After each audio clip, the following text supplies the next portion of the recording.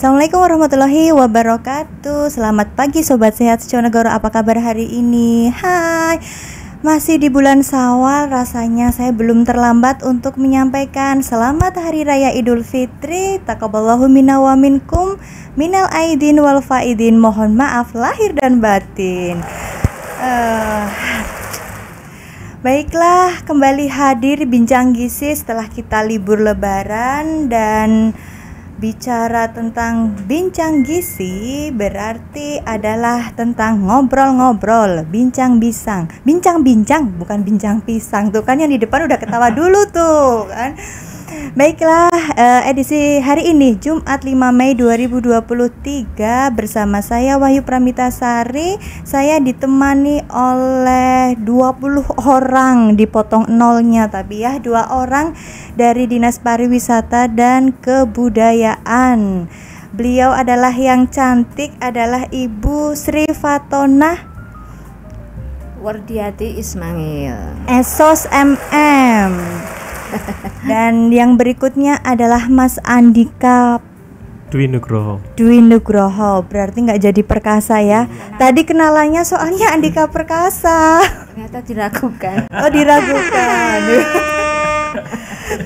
Nah, ada apa sih ya kita kok kedatangan teman-teman dari Dinas Pariwisata dan Kebudayaan?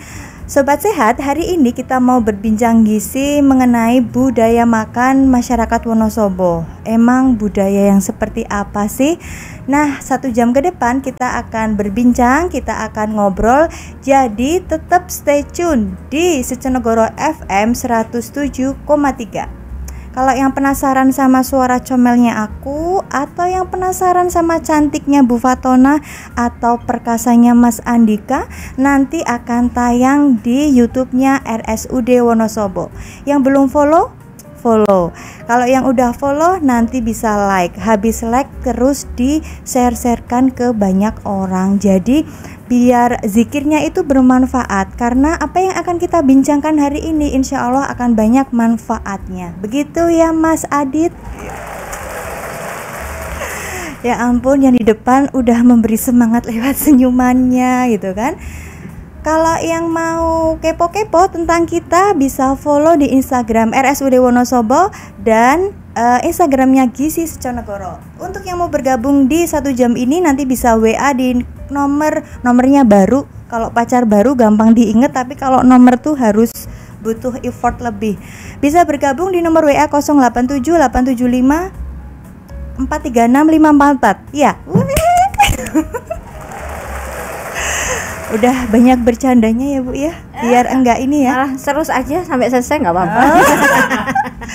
Oke, kita break sebentar. Ini mau siap-siap dulu. Habis ini kita mau ngebicangin masalah apa. Tetap stay tune di Seconegoro FM. Kita akan kembali setelah iklan berikut ini.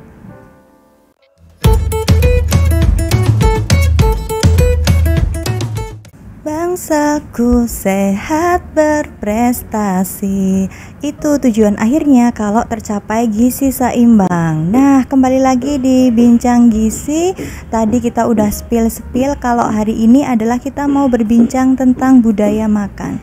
Kalau kita berbicara tentang makanan itu menjadi satu gambaran dari daerah ya, karena memang tidak terpungkiri bahwa makanan itu menjadi satu unsur budaya yang memiliki posisi yang cukup sentral gitu ya Bu ya kayaknya. Nah, kita serahkan ke ahlinya ngomong tentang budaya makan itu yang apa tuh Bu. Jadi biar enggak bingung. Orang kan taunya budaya yang budaya gitu ya Bu ya. Nah, budaya yang nari-nari gitu ya. Iya. Nah, sekarang tentang budaya makan nih Bu. Oke, sebelum saya menjelaskan, ini saya kenalkan juga sebelah saya itu Mas Andika yang bukan Pratama dan Perkasa. Andika Dwi Nugroho, dia adalah tim ahli cagar budaya dan juga staf di kebudayaan Dinas Pariwisata dan Kebudayaan Kabupaten Wonosobo. Sedangkan saya sendiri masuk sebagai Kabid pemasaran Dinas Pariwisata dan Kebudayaan. opo wae dipasarke ya Mas ya. Iya. Termasuk Iya. Mas Andika saya pasarkan. Yang penting menjual ya Bu. Iya, Itu betul. mohon maaf infonya masih bisa dijual nggak Bu? Masih, makanya saya Masih. pasarkan di Oh, sini. gitu. Siapa tahu ada yang nyantol. Garis Ya. bawah nih masih bisa dipasarkan. Iya. Dan saya sebetulnya pengen tanya juga nih sama Mbak Wahyu nih. Dalam Ibu. Kalau menurut Mbak Wahyu itu punya budaya makan yang seperti apa nih? Saya pengen tanya. Kalau saya budaya makannya minimalis Bu. Oh ya, seperti Mm-mm. apa? Makannya rutin biasa, porsinya sedikit dan tidak neko-neko. Oh ya, berarti yang nggak neko-neko itu setiap hari pakainya ayam, daging. Itu nggak Kebetulan saya neko-neko. bukan pemakan daging. Oh, gitu ya. Berarti herbivora. Gitu. Udah budaya personal ya Bu Oh, ya. iya. Jadi yang namanya budaya itu lebih kepada apa yang sudah dikerjakan ya Mhm. oleh perorangan maupun kelompok gitu ya, secara terus menerus dan diwariskan dari generasi ke generasi atau dalam satu lingkungan itu sudah menjadi sebuah tradisi seperti itu. Jadi itulah ya budaya pada umumnya seperti itu. Seperti halnya dengan kita pola makan. Kalau ada orang bilang udah makan roti nih, ditanya udah sarapan belum nih gitu kan, dia orang Indonesia atau orang Jawa gitu kan, dia mesti jawabnya belum, karena baru makan roti. Belum Padahal makan roti sudah mengandung karbohidrat tinggi ya kan. Iya. Karena belum makan nasi kan, berarti budayanya sarapan orang Indonesia atau orang Jawa itu nek wis ketemu nasi gitu. Nah ini kan lebih kepada budaya sebetulnya kan.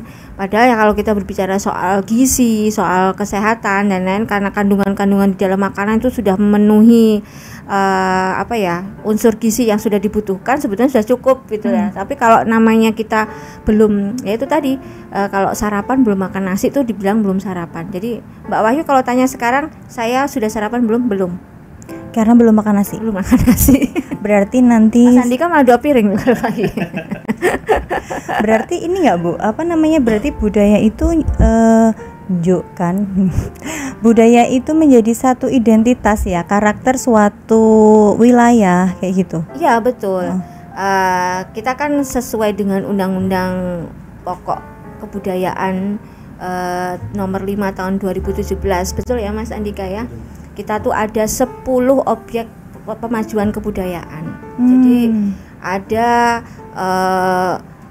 ritus, ada tradisi lisan, ada kesenian atau seni, ada pengetahuan tradisional, ada olahraga tradisional, ada permainan tradisional, kemudian ada tradisi bahasa ya. Pokoknya ada 10 lah, 10 pemajuan kebudayaan di Indonesia. Nah, tambah 1 itu 11, itu ada 1 cagar budaya atau peninggalan bersejarah. Nah, ini makanan ini kita ulas masuk di dalam pengetahuan tradisional kalau di dalam ranah kebudayaan tentunya ya. Di sini. Jadi pengetahuan tradisional di sini ada makanan-makanan atau kuliner-kuliner yang membudaya di tengah masyarakat kita yang sudah turun temurun tentunya, dan mungkin punya filosofi-filosofi yang sudah sudah dipercayai atau sudah dianut atau sudah diterapkan oleh masyarakat kita seperti itu. Nah, identitas tadi ya, menggarisbawahi soal identitas. Tentu makanan sendiri, karena ini kita berbicara soal budaya, maka makanan bisa menjadi sebuah identitas daerah tentunya. Kita berbicara soal promosi kebudayaan Kabupaten Wonosobo. Dalam hal ini kita berbicara soal kuliner. Apa sih yang menjadi identitas budaya makanan di Wonosobo gitu ya? Atau makanan yang menjadi ciri khasnya Wonosobo yang sudah membudaya selama ini dan bahkan dikenal di luar Wonosobo gitu. Ya, kalau Mbak Wahyu apa nih? Kalau saya tanyakan makanan khas Wonosobo yang sudah membudaya. Makanan khas yang sudah membudaya dan sudah dikenal banyak orang, mie-ongklok. Nah, karena saya itu kalau kemana-mana yang dibawa mie-ongklok. Mie-ongklok sak mangkoke ya? Ya, ada yang dalam kemasan lain. Oh gitu ya. Berarti mie-ongklok instan ya? Iya. Terus apa lagi Mbak? Selain mie-ongklok? Banyak Bu. Yang biasa menjadi makanan harian apa Mas? karika, tempe kemo, Oke. megono, geblek, iya terus kan? apalagi? Purwacan. Aduh, itu harian ya Mbak. Aduh, gawat ini ya. Itu Bu tuh yang senyum-senyum tuh kayak gitu ya. Ya ini berarti kan Mbak Wahyu udah bisa mendefinisikan makanan yang membudaya di Wonosobo ya. Mbak Wahyu asli mana? Saya bingung Bu, saya Besar di Wonosobo. ya besar di Wonosobo. Sama seperti saya, tapi tidak lahir di Wonosobo. Tidak. Sama seperti saya. Ya. Jadi kalau ditanya asalnya mana, bingung juga. kan maunya jawabannya jujur ya Bu. Iya. Saya kok tadi agak pengen tanya Bu. Tadi Bu kan menyampaikan ada 11, tadi ada 10 10 ya. tambahannya 1 cagar budaya sebagai peninggalan sejarah. Saya kok terus nyampenya di kepala saya Mas Andika kayak peninggalan sejarah gitu Bu. Sebentar lagi. Sebentar lagi dia akan menjadi cagar budaya sebentar lagi. Saya masih lama. Oh, saya malah. Iya, gitu. 50 tahun kan. Saya akan dikaji sebentar lagi sama Mas Andika. Minimal 50 tahun harus jauh. Minimal itu. Kalau jadi cagar budaya itu 50 tahun. Oh 50 Iya. tahun, berarti kita masih lama ya Mas Andika ya. Saya yang menjelang ini ya. Sedang dikaji sama Mas Andika. Jadi nanti kalau sudah ditetapkan saya kabari ya. Oh, iya. Bu, tadi nih makanan yang udah kita sebutin kayak gitu, Ibu bisa cerita nih, itu punya filosofi masing-masing nggak? Kalau filosofi sih ini menurut apa ya istilahnya pengetahuan ya, pengetahuan saya dari beberapa teman kolega maupun orang tua Atau ya, mungkin dalam hal ini. cerita kepercayaan gitu ya Bu ya. Jadi sebenarnya kalau sebelum sampai ke situ ya, yang namanya budaya itu kan ada tangible dan intangible. Jadi ada yang terlihat, ada yang tidak terlihat gitu ya. Nah, terlihat jelas nih kayak Mas Andika terlihat saya ding menjelang cagar budaya ini ya. Jadi ada bangunan cagar budaya, ada struktur cagar budaya, ada situs dan lain-lain. Itu namanya tangible atau bendawi ya, yang terlihat gitu. Sedangkan ada yang intangible atau yang tidak terlihat, itu seperti warisan budaya tak benda ya. Kemudian hak atas kekayaan intelektual itu juga menjadi bagian dari budaya yang intangible, yang tidak terlihat. Terus apa lagi Mas? Itu dua. Ya, dua itu ya. Jadi tradisi dan upacara tradisi, pengetahuan tradisional, kemudian jadi kalau kita berbicara soal makanan yang membudaya itu kita tidak melihat fisik makanannya, tapi budaya atau istilahnya pengetahuan tradisional yang menjadikan makanan itu bisa seperti itu gitu loh. Nah, inilah yang dinamakan budaya yang tidak terlihat. Intangible tadi ya. Iya, nah di sini kuliner itu yang khas Wonosobo ini tadi yang sudah disebutkan Mbak Wahyu, contohnya misalnya mie ongklok. Ya, mie ongklok itu sudah sejak lama membudaya di Wonosobo. Itu dulu kan dari masyarakat Tionghoa ya, istilahnya asalnya itu yang membuat ininya tuh dari masyarakat Tionghoa zaman dulunya gitu ya. Karena ini kan kalau di Cina itu seperti low noodle ya, istilahnya mie yang ada kuah kentalnya kayak gitu-gitu. Nah, terus dibawa ke Wonosobo, tentunya waktu itu ada orang yang kesini ya. Kemudian juga berkolaborasi atau berakulturasi dengan budaya yang ada di Wonosobo. Jadi kalau yang di sana mungkin nggak ada kucai, di sini adanya kucai, akhirnya pakainya kucai, terus ditambah kubis dan lain-lain. Jadi sayur mayur yang di Wonosobo mixkan ke mie itu yang ada di Wonosobo tentunya ya. Di sini berarti ada semacam mengangkat kearifan lokalnya Wonosobo juga dimixkan atau diakulturasikan dengan budaya Chinese ini. Nah, disinilah muncul mie ongklok. Ya, kenapa jadi ongklok itu kan karena memang pakai itu yang pakai keranjang bambu itu irus ya kalau irus Iya, yang bambu. Irus bambu apa. Nah, itu diongklok-ongklok, dimasukkan keluar di air panas itu ya, air yang memang untuk istilahnya ngerebus sebentar. Itu sayuran-sayuran yang dimasukkan itu sakminya itu dimasukkan keluar masuk keluar, nah kayak diongklok-ongklok gitulah. Kemudian bumbunya itu lo namanya, itu juga ada resep khusus di sini, ada beberapa unsur yang dimasukkan di dalam bumbu itu juga mengalami perkembangan di Wonosobo, menyesuaikan dari aslinya gitu ya. Iya, karena menyesuaikan kondisi Wonosobo. Mungkin kalau di sana pakai ikan apa gitu ya, kita kan nggak bukan daerah perikanan nih, bukan daerah laut lah misalnya. Kita adanya apa gitu ya dimasukkan di situ, tapi ada unsur-unsur, misalnya kita punyanya ikan atau udang kering atau apa gitu ya, ebi namanya. Nah, itu mungkin dimasukkan unsur itu. Nah, ini kan ada semacam akulturasi budaya dalam hal kuliner di sini. Nah, kemudian turun temurun, kemudian dia itu ada semacam karena makanan ini diminati banyak orang, kemudian juga menjadi sebuah ciri khas pada akhirnya identitas Wonosobo. Dan ini kita juga sedang mengusulkan mie ongklok untuk menjadi warisan budaya tak benda.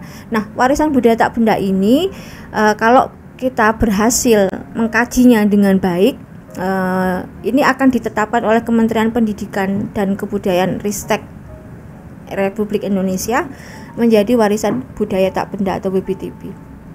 Yang sudah ditetapkan tahun 2022 adalah tempe kemul. Oh, malah tempe kemul ya, Bu? Tempe kemul duluan nih. Nah, tadi kan kita bahas mie ongklok nih. Sekarang tempe kemul. Tempe kemul kan asalnya juga dari tempe toh.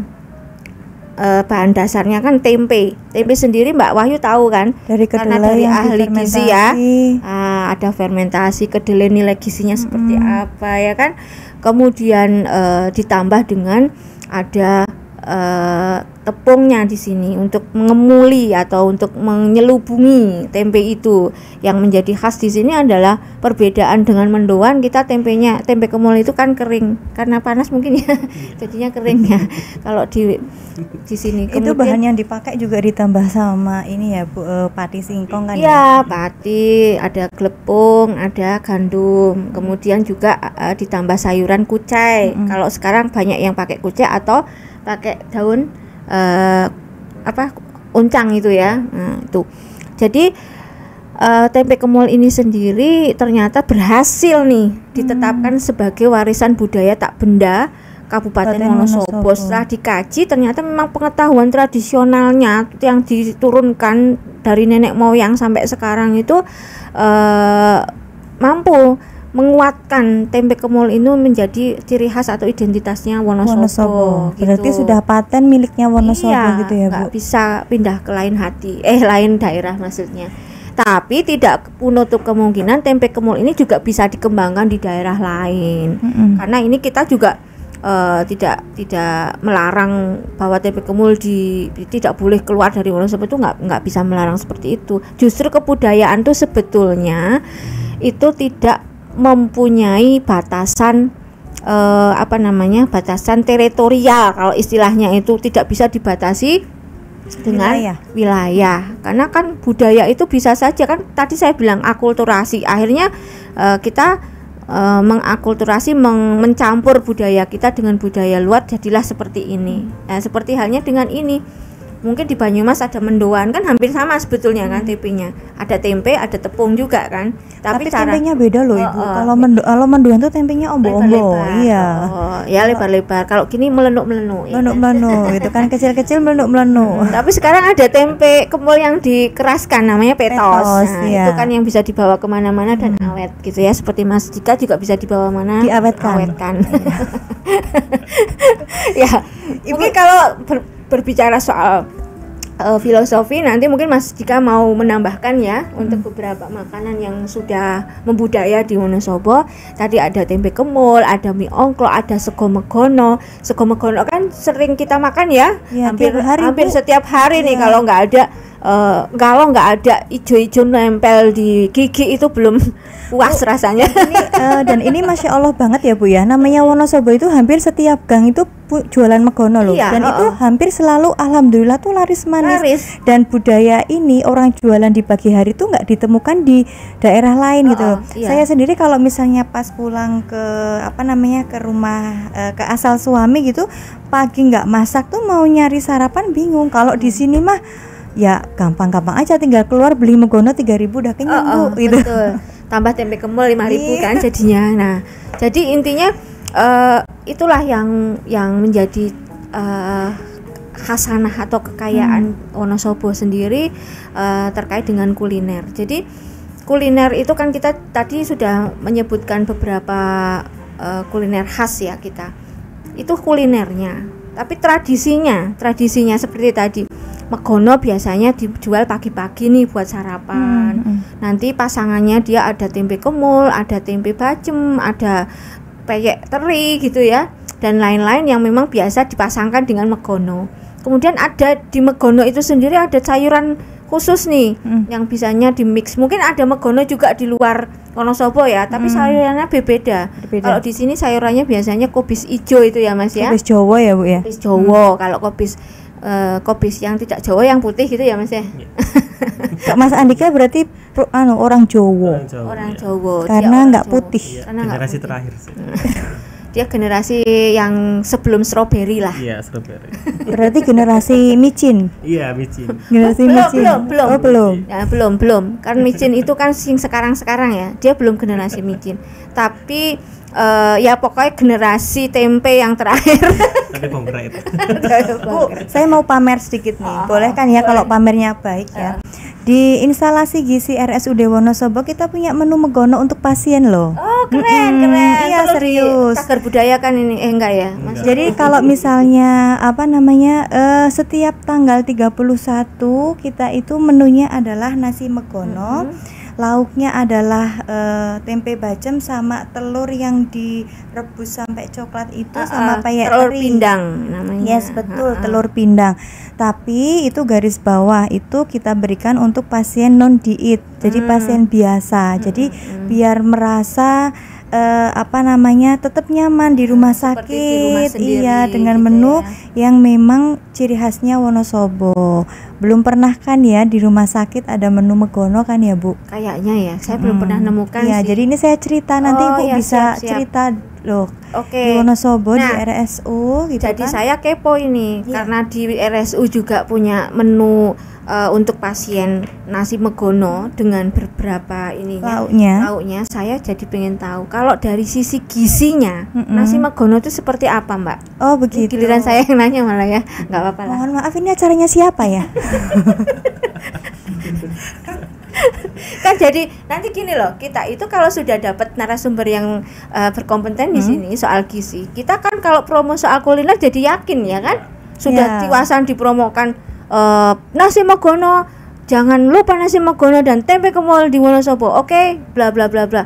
Setelah ditanya itu nasi megono itu bergizi nggak sih? Nah, saya bilang bergizi, gizinya apa ya Oh, gitu. iya. Coba Mbak Wahyu. Baiklah, ini acara bincang gizi dibajak sama Bu Fatonah. Jadi sekarang Wahyu yang jadi narasumbernya ya. Iklannya nanti dulu Mas, mumpung masih panas-panasnya ini kan ya. Jadi kalau kita bicara gizi yang yang dipromosikan pemerintah, kita adalah tidak lupa tentang isi piringku. Oke. Isi piringku di dalamnya kalau Ibu pernah mendengar Ya. itu kan ada komposisi makanan pokok atau karbohidrat, kemudian ada komposisi lauk ya sebagai sumber protein baik hewani maupun nabati, dan ada komposisi lain yaitu buah dan sayur. Ya. Megono sendiri kalau kita sampaikan sebenarnya dia menjadi salah satu pilihan untuk menu one dish meal atau sepinggan. Ya. Artinya kita sajikan dalam satu sajian kita udah melengkapi panduan dari isi piringku. Jadi dari nasinya sendiri dia makanan pokok jelas gitu kan. Kemudian kita sajikan lauknya juga ada. Gitu kan Bu. Ada lauk hewani, ada lauk nabati, dan ada sayur yang terkandung di olahan nasi tersebut. Yang perlu digarisbawahi adalah komposisi si sayur ini. Jangan sampai ketika sudah mengkonsumsi megono, itu kan udah ada sayurnya, terus nanti melupakan kebutuhan akan serat. Kita bicara sayur tidak lepas dari serat. Jumlah serat yang terkandung dari sayuran campuran megono itu kan enggak seberapa. Jadi ketika kita menyajikan megono, ada lauk, ada yang lain-lain, tetap sampaikan tambahannya bisa berupa buah, Buah. kayak gitu. Oh, Jadi begitu. kalau makan megono salah nggak? Iya enggak salah. Apa bedanya sih nasi megono sama yang lain? Kan kayak gitu. Betul. Heeh. Ya. Gitu ya Bu ya. Seperti halnya dengan tempe kemul tadi ya, pasti ada nilai gizi yang bisa. Ada dong. dan Jadi ini- kalau satu potong tempe seberat 50 gram itu kan mengandung kalori 75 nih. Kalau tempe 75 gram itu dibikin tempe kemul ya dapat 3 lah ya Bu. Karena kan tempe kemul jarang yang sampai tebel banget gitu kan. 50 gram dapat 2 bisa, agak tebel. Jadi bisa secara energi dia masuk, belum dari penggunaan tepungnya, Iya. belum lagi ya warning penggunaan minyak. Iya Ya, kan? betul. Makan tempe kemul enak, bergizi. Tapi kok saya jadi kebanyakan proporsi lemak. Yang salah bukan tempe kemulnya, guys, tapi kalian-kalian kalau makan tempe kemul nggak pada inget jumlahnya. Betul, jumlahnya Gitu. dan cara gorengnya ya. Jadi kalau cara gorengnya benar, kadar minyaknya itu juga masih sehat ya kan maksudnya. Jadi saya tuh heran ya kalau ada habis lebaran yang disalahin opornya, yang disalah kalau kolesterol tinggi yang disalahin tempe kemulnya. Orang itu benda mati, Iya. kenapa nggak pada koreksi diri ya Bu? Betul, Gitu. betul. Ya, jadi saudara tempe kemul, saudara Bukan hal yang salah, ya, boleh. betul. Saudara tempe kemul, saudara opor dan sebagainya Tidak usah perlu merasa bersalah. Iya. Yang salah Mas Andika. Yang salah kan Mas Selalu Andi. cowok selalu salah. Iya, yang peraturan tidak boleh salah. Tidak boleh salah. Kalaupun salah kembali ke aturan pertama bahwa cewek selalu benar. Catat Mas Adit. Ya mungkin nanti untuk filosofinya di Mas Andika ya, nanti biar menyerangkan Menambahkan. beberapa menambahkan ya. Bu, saya mau tanya lagi nih. Kalau tadi Ibu bicara tentang tempe kemul nih udah ditetapkan menjadi salah satu budaya di Wonosobo. Warisan budaya tak benda ya. Tak benda. Saya malah mau tanya tentang karika nih. Oh. Karika itu kan Khas konon Wonosobo juga, katanya ya. kan cuma tumbuh di Dataran dataran tinggi Ya, Dieng. ada 3 tempat di dunia. Oh gitu. Ya, ada di Brasil kalau nggak salah, salah satunya itu di mana, yang satu di Dieng gitu ya. Nah di Dieng itu terutama di kawasan Wonosobo yang masih masuk di wilayah Wonosobo, ini indikasi geografisnya itu sudah ditetapkan memang untuk karika itu di Dieng, indikasi geografisnya oleh Kementerian Kumham tahun 2012 itu sudah ditetapkan, dan ini juga paten ya, sudah ada patennya ya, hak patennya sudah diurus untuk produk karika ini. Jadi memang selain khas itu juga nilai gizinya tinggi katanya konon. Jadi saya karena bukan ahli gizi ya, saya hanya menyampaikan aja bahwa ini kan buah ya, buah dari karika papaya yang kecil gitu ya. Masih sekeluarga sama papaya ya Bu ya. Cuman memang kalau dikonsumsi langsung itu kurang lezat atau kurang enak gitu ya. Kan dia harus diolah. Nah, cara mengolahnya pun harus ada cara tertentu yang mungkin tidak sembarangan bisa dilakukan oleh orang yang belum pernah memasaknya. Jadi itu kan ada getahnya, harus dihilangkan dulu, harus di ini. Nah, untuk taste-nya atau rasa karikanya juga jangan dihilangkan. Dia caranya untuk bisa masuk ke dalam olahan karika itu seperti apa. Jadi biji karika itu jangan dibuang, Diuleni. ikut dimasukkan, Dimasak. direbus, dimasak. Itu nanti taste-nya itu masih dapat karikanya. Nah, itu juga bagian dari pengetahuan tradisional yang dimiliki oleh yang diwariskan turun-temurun. diwariskan turun-temurun. Dan bahkan saya yang masih 17 tahun bisa tahu cerita-cerita kayak tadi yang diuleni gitu ya pernah Bu 17 ya. tahun ya? Lebihnya Gitu ya. Iya, diuleni ya. Saya juga dulu belajar itu. Jadi tak pikir kayak pepaya. Kalau pepaya kan dimakan bijinya dibuang, ya kan? Dibuang. Kalau ini jangan dibuang lah, kamu nanti rasa karikanya hilang loh, kan sudah ada dagingnya, saya bilang gitu. Berarti kalau orang tua itu menyampaikan itu menjadi salah satu media transfer ilmu informasi budaya. ya, Gitu ya, Bu. Ya, transfer ternyata informasi, pengetahuan dan transfer budaya. Itu tadi budaya diwariskan dari generasi yang satu ke generasi yang lainnya, seperti itu. baiklah, terima kasih. Saya udah dikedip-kedip sama yang di depan. Kita break sebentar. Nanti setelah iklan berikut ini tetap kembali bersama Mas Andika yang perkasa di frame hari ini.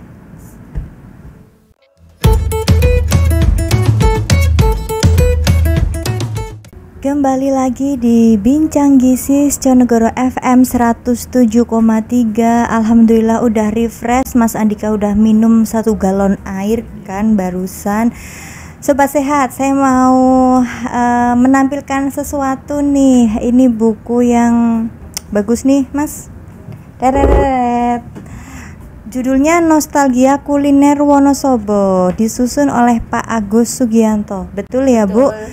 Jadi Cugianto. Jadi kalau yang almarhum sudah meninggal tahun 2022, akhir 2021 ya. Insya Allah menjadi amal jariah ya Ibu ya.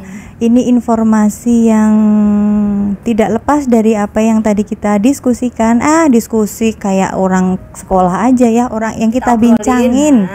Ya, dari mie ongklo, ada tempe kemul, ada sate tempe, ada sate jamur, ada wolak-walik. Tahu wolak-walik nggak Mas Adit? Nggak tahu Mas kan? Adit yang wolak-walik maksudnya. Dia Mas taunya Adit wolak-walik. Mas Adit yang menjadi pelaku wolak-walik ternyata. Iya betul. Iya, ada lagi tadi cemplung. Tahu cemplung nggak? Besok tak ajak ke Kaliwiro. Tuh kan Bu. Ya itu. Kayak Berarti Mas Andika gitu. belum berhasil nih kita mempromosikan kuliner Wonosobo ke Mas Iya. Adit maksudnya. Itu padahal jawabannya mau dijawab nggak tahu semua Bu, biar dia mau diajak kemana. Modus berarti ya, modus ini ya. Oke baiklah. Iya, ada geblek, kemudian ada Depok. Ngerti Depok ora? Nggak tahu juga. Nggak tahu Depok, ya Allah. Mas Adit itu taunya itu nasi goreng, mie goreng ya, kondok itu tahu pasti ya. Nah kan, generasi apa Bu? Nasi strawberry. Strawberry. Nah, ini memang media-media seperti ini menjadi salah satu media edukasi dan media promosi gitu kan. Nah, ini tadi menunya udah banyak, masih bicara tentang filosofi. Filosofi itu adalah nilai yang terkandung ya Mas Andika ya. Ya. Iya. Mas, mohon maaf wajahnya jangan sendu-sendu amat Iya Mas. saya. Makan tempe kemul di sini nggak ada. Belum sarapan dia. Udah dikode padahal sama dokter Arlin ya, udah disuruh nyediain tempe kemul tapi saya nggak bawa pemirsa gitu kan. Ya, virtual aja nggak apa-apa. Iya Mas, ceritain dong filosofinya untuk makanan khas Wonosobo apa nih yang bisa dibagikan ke Sobat Sehat Sconegoro. Oke, terima kasih Mbak kesempatan ini. Filosofinya itu secara umum aja ya, jadi yang lebih mudah aja. Itu ada makna sakral dan makna profan. Nilai yang terkandung sakral dan profan. Itu, ya. Artinya apa Mas sakral itu? Oke, sakral itu kalau makanannya digunakan untuk acara-acara tertentu. Gitu, ya. Jadi pemilihan bahan, kemudian pengolahan, hingga penyajiannya itu digunakan untuk sarana ritus dan lain sebagainya. Dan di masyarakat Wonosobo ini selalu ada hal-hal seperti itu. Contohnya? Seperti apa ini? Upacara mendirikan rumah selamatan itu kan ada beberapa makanan-makanan yang itu sebenarnya banyak nilai gizi di sana, dirangkum dalam satu paket. Dan itulah yang disebut makna filosofi. Dan Nilai gizi apa nilai apa Mas? ya gizinya itu dalam bentuk filosofi itu. Oh gitu. Iya, jadi dikemas dalam satu itu. Bukan Ya, dari misalnya tumpeng nih Mbak, ada tumpeng nih ya. Kalau ada di beberapa ritus ya, ritus itu ritual tradisi itu ya, upacara-upacara adat. Nah, di sini misalnya ada tumpeng 7 warna. Iya. 7 warna tuh tumpengnya tuh nggak terus pakai pewarna itu Iya. nggak.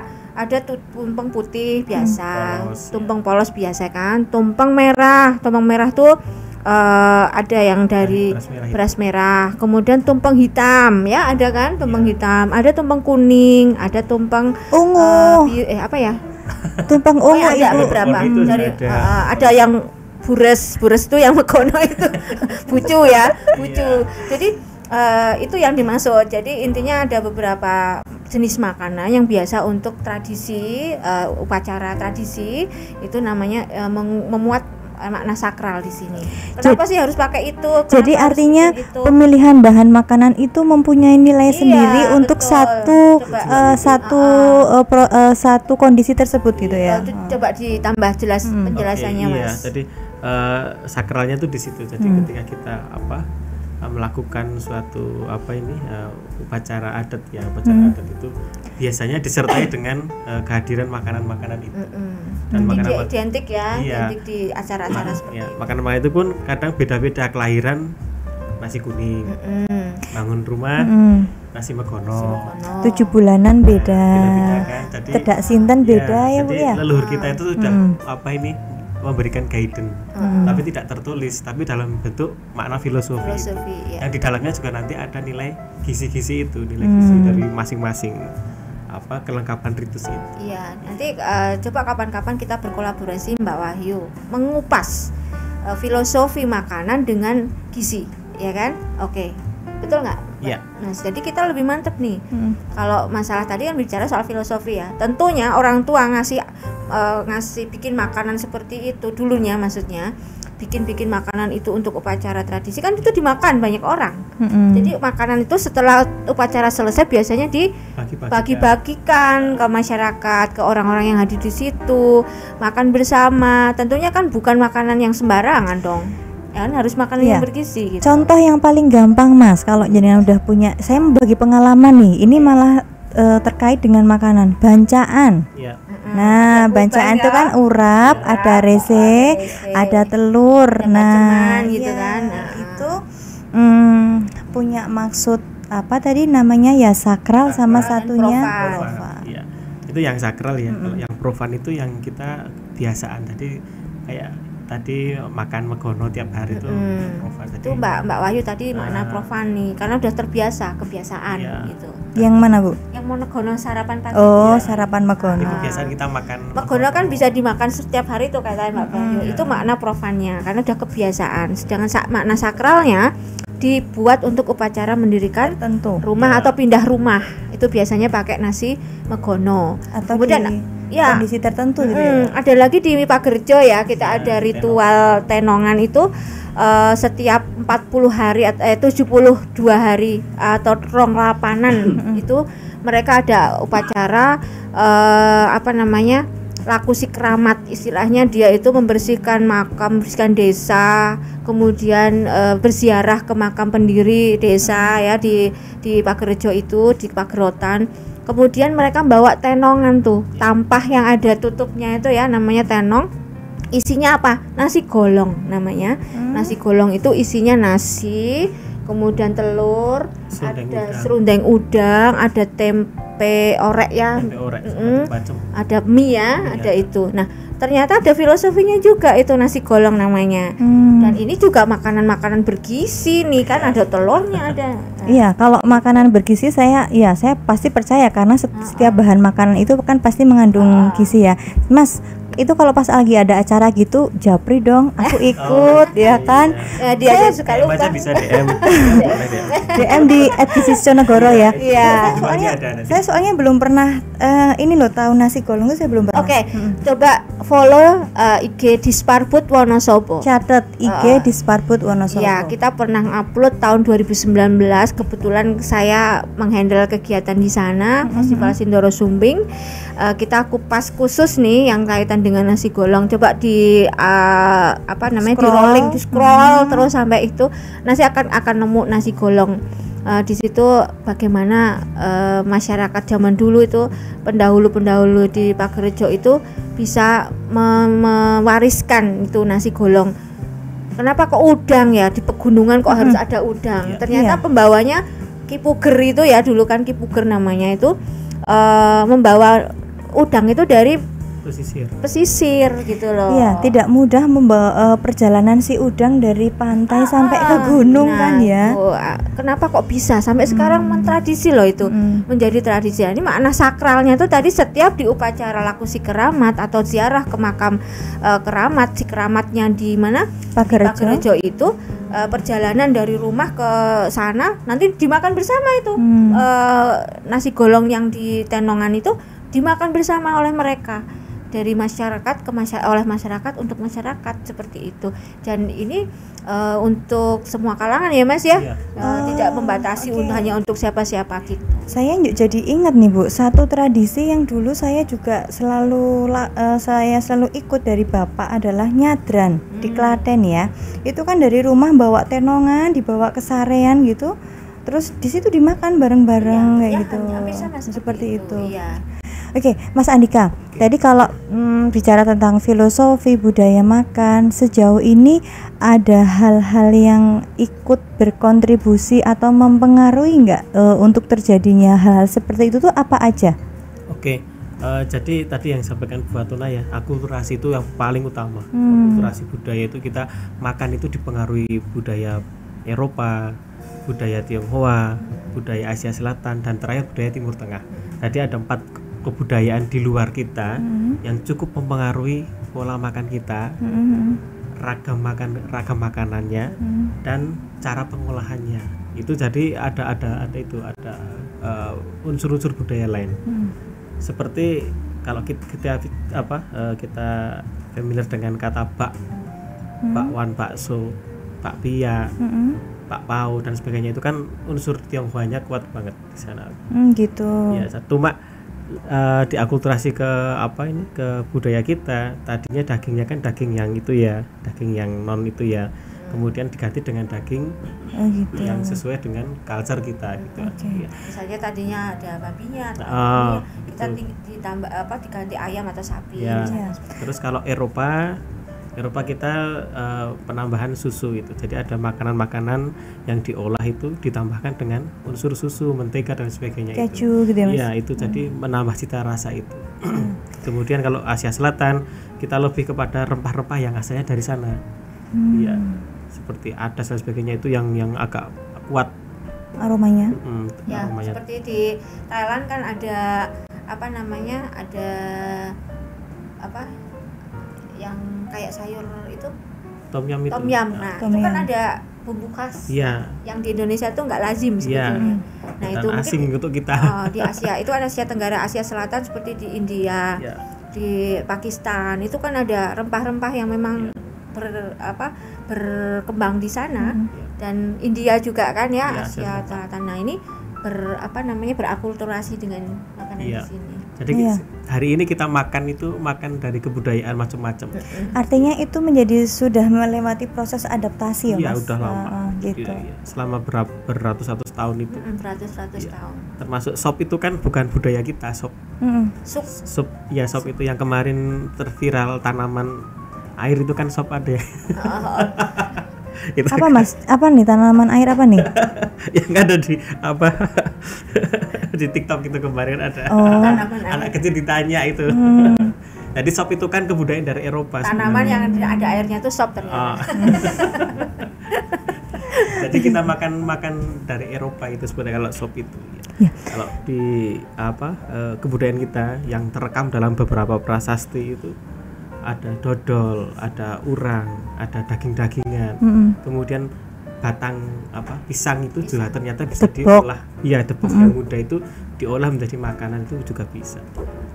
Mas, jenengan kan anak muda ya. Kalau jenengan melihat budaya makan makanan khas, makanan tradisional, jenengan kalau melihat fenomena sekarang yang makanan asing siap saji nih, kira-kira itu menggeser selera masyarakat nggak?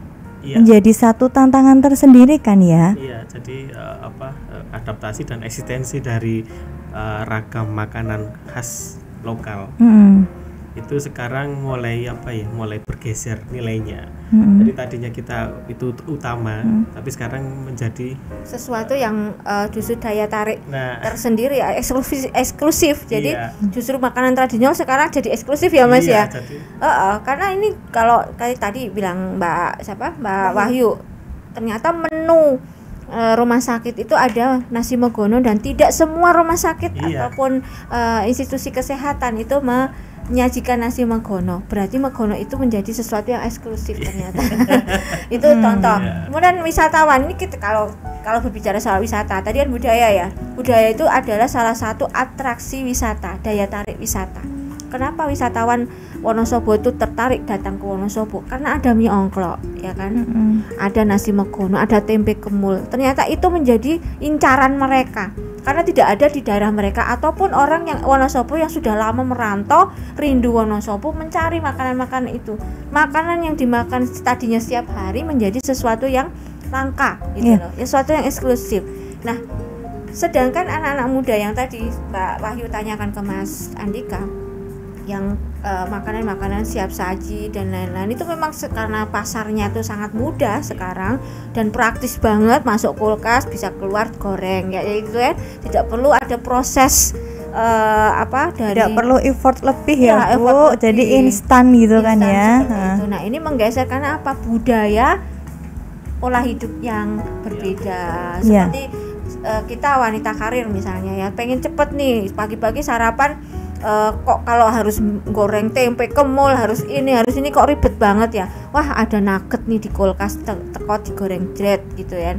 Nah itu kan ada pola, karena kita keburu-buru pagi-pagi harus mikir anak berangkat sekolah, harus kita mau menyiapkan diri dan lain-lain, akhirnya mempengaruhi pola makan itu tadi seperti siap saji dan lain-lain.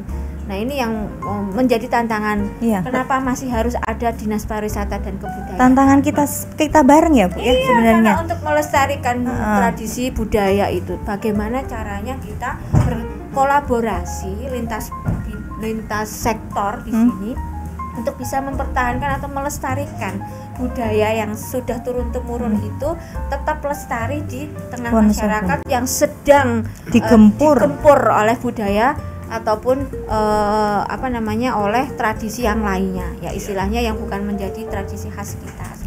Bu, kalau ini sebelum kita break ya Mas Adit ya, kalau saya mengamati itu banyak olahan khas Wonosobo itu yang berasal dari singkong loh. Iya nggak Bu ya? Betul. Dari yang miongklok dia ada komponennya singkong, dari yang geblek dia komponen singkong, yang tempe kemul juga yang cemplung iya kan ya, banyak banget. Apalagi kan tepung sekarang karena kita kan bukan Eropa ya. Kalau gandum itu kan barang mahal, istilahnya bukan ya susah bukan, kita tidak menanam gandum kan, bukan punya kita gitu ya. Nah itu bisa dari masyarakat kreatif di sini ya, dari para masyarakat kreatif itu mengolah tepung mokaf itu tadi untuk bisa menggantikan ini. Nah ini kan dari mana tepung mokaf itu asalnya? Tepung mokaf kalau saya lihat awal ininya tuh malah saya dapatnya dari Jogja itu, Sleman Bu. Itu kan tepung yang berasal dari olahan produk lokal kita yang kita yang kita bisa tanam, yang bisa kita produksi sendiri seperti itu. Kemudian ada tepung maizena dari jagung ya. Tepung jagung, ada tepung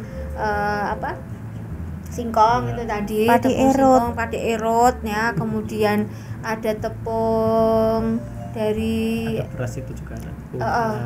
Tepung beras dari beras, kanji dari singkong. Pokoknya dari yang kita bisa produksi sendiri. Nah, itu menjadi sebuah inovasi, Mbak. Jadi kenapa kita juga harus berinovasi terhadap kuliner kita? Karena kita juga harus memiliki satu istilahnya analisis bisnisnya itu biar masuk, supaya tidak terlalu mahal, kemudian nilai gizinya sama dengan daya terima yang baik. Dan itu yang menjadi PR kita bersama untuk bisa memproduktifkan bahan baku yang ada di kita untuk bisa menjadi nilai ekonomi yang lebih tinggi. Melalui kuliner itu. Melalui makan. Ya kan, bicara soal kuliner tuh jadi kenyang atau jadi lapar ini? Makan itu menjadi semboyannya tiap hari ya Bu. Tambah makan lemes. Baiklah Sobat Sehat Sjonegoro, kita break sebentar. Setelah ini kita masih kembali di segmen terakhir. Jadi tetap stay tune di Sjonegoro FM 107,3.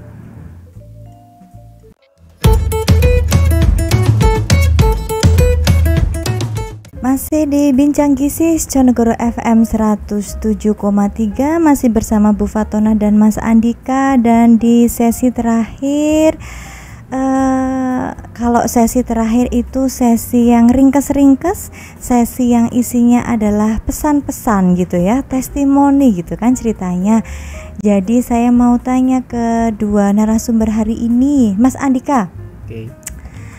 Sebagai generasi tanggung, bukan micin juga bukan generasi strawberry. Generasi Ucan aja lah. Ucan.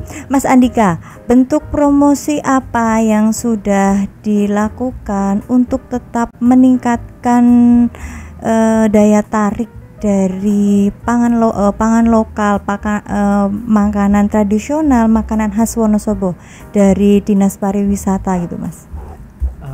Mungkin ini buka fit ya, tapi nggak apa-apa lah, nanti ada festival jajanan tradisional. Oh, ada ya? Ada ya Bu ya. Kemudian ada Ditunggu. festival kuliner dulu 2019 ya Bu ya. Festival kuliner juga ada. Itu tiap tahun? Tahun ini belum ada ya. Kemarin kan ada jajanan. Oh, jajanan. Oh gitu. Iya. Kemudian di masing-masing destinasi wisata ya Bu ya, ada apa ini, penyajian kuliner lokal dan lain sebagainya, termasuk rapat-rapat ya Bu, rapat-rapat di dinas, di pemerintahan gitulah, di kantor-kantor kan menyajikan apa, snack, tapi snack dari bahan lokal.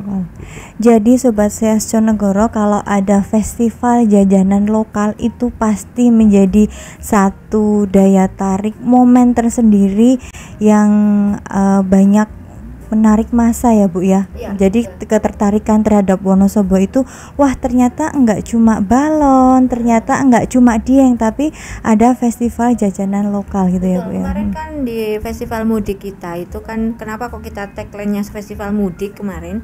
Memang segmentasi kita yang utama itu adalah teman-teman atau masyarakat Wonosobo yang ada di rantau, yang mudik ke Wonosobo itu, yang rindu dengan khasnya Wonosobo. Tradisi balon, kemudian juga makanan-makanan khasnya Wonosobo. Kemarin ada loh Mbak Wahyu, mesti nggak dapat alun-alun Bu, ya. ke alun-alun, cuma kok nggak dapat itu ada di sebelah macet mungkin barat. kemarin. Ada di sebelah barat Iya. kemarin makanan-makanan tradisional ya, ada mie ongklo, ada megono, ada tempe kemul, ada sagon ya. Itu pasti udah laris manis ya Bu? Ya itu ternyata laris manis Pak. Udah kukut duluan. Nah ini Bahkan sebelum waktu yang ditentukan dia udah kukutan. Ternyata yang dicari itu menjadi, saya tadi sudah sempat menyinggung di awal bahwa ini menjadi daya tarik wisata. Ternyata termasuk tadi sudah disinggung Mas Andika ya, di beberapa destinasi wisata kita, kemudian paket wisata kita itu menawarkan makanan-makanan khas Wonosobo. Seperti tadi sarapan, yuk kita sarapannya pakai megono, sarapan pakai soto, sarapannya pakai nasi jagung, seperti itu.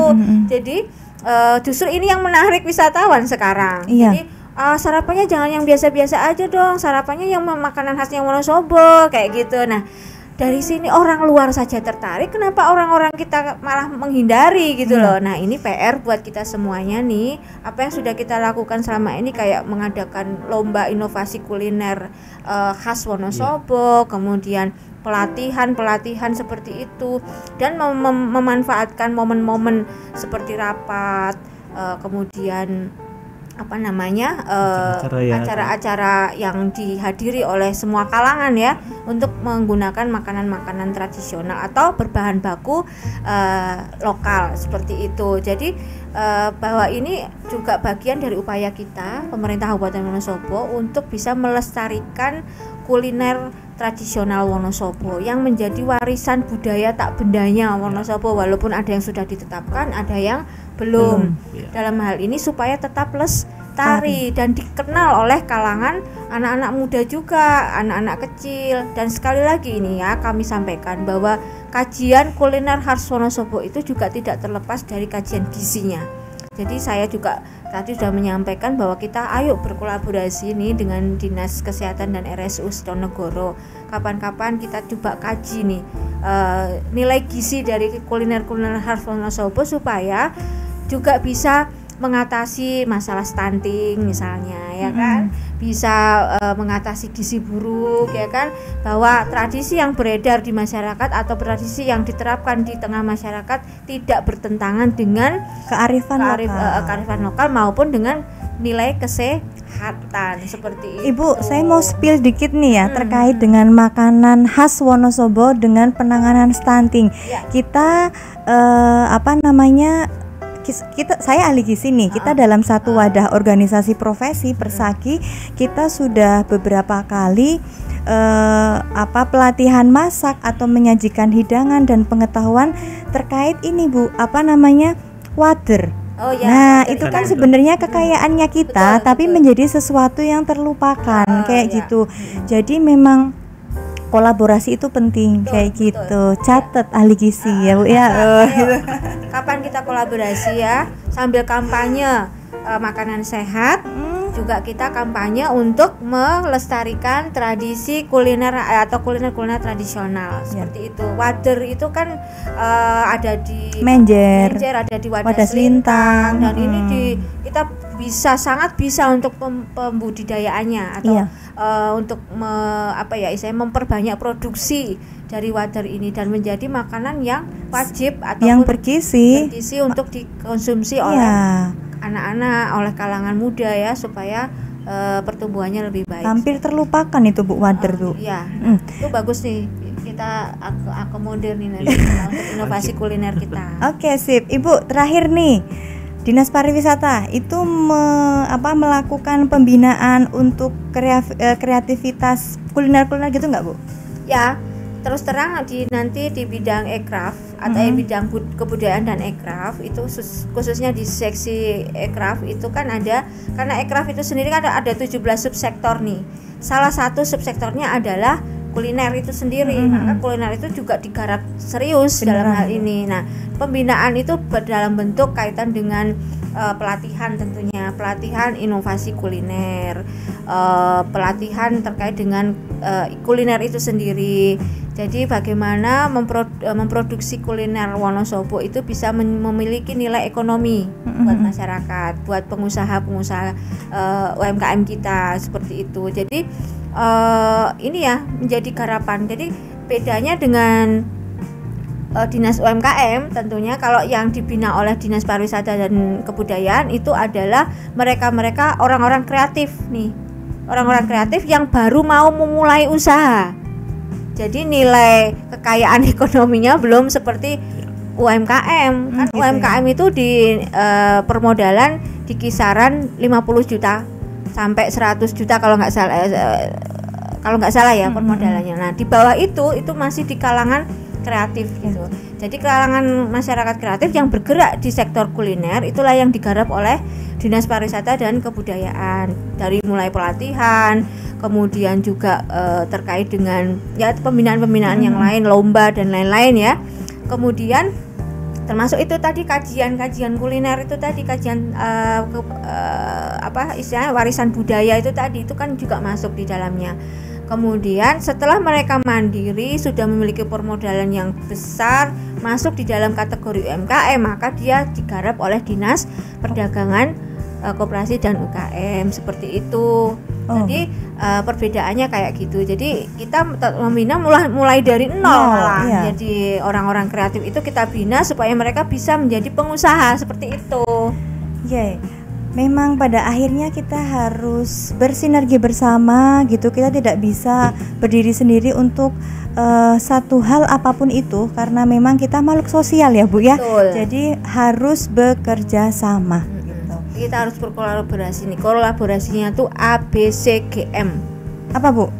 Akademi, bisnis, community atau komunitas, government, antar government ya, sama media. ABCGM itu kita harus berkolaborasi. Tadi ya akademisi atau di institusi pendidikan, bisnis itu dengan perusahaan ya, kemudian community atau komunitas-komunitas nih, kemudian government, jadi antar institusi pemerintah, kemudian media. Media. Dan Sobat Sehat Sonegoro, kita semua sebenarnya punya peran di salah satu itu, tinggal mau atau tidak. Gitu. Bu, penutup mau kasih apa nih? Semangat apa atau pesan apa nih? Oke, karena kita berkolaborasi nih dengan gizi, yang di sisi lain adalah kesehatan. Melestarikan tradisi itu penting, tapi kesehatan lebih utama. Melestarikan tradisi itu penting dan kesehatan itu lebih utama. Baiklah, terima kasih Bu Fatonah dan Mas Andika untuk kehadirannya. Semoga catatan kecil ini bermanfaat untuk Sobat Sehat dan menjadi tabungan kita ya Bu ya. Insyaallah. Bincang gizi akhir di tanggal 5 Mei 2023 saya akhiri. Kita bertemu lagi di episode berikutnya. Semoga bermanfaat. Atas kekurangannya mohon maaf. Kami tutup. Wassalamualaikum warahmatullahi wabarakatuh.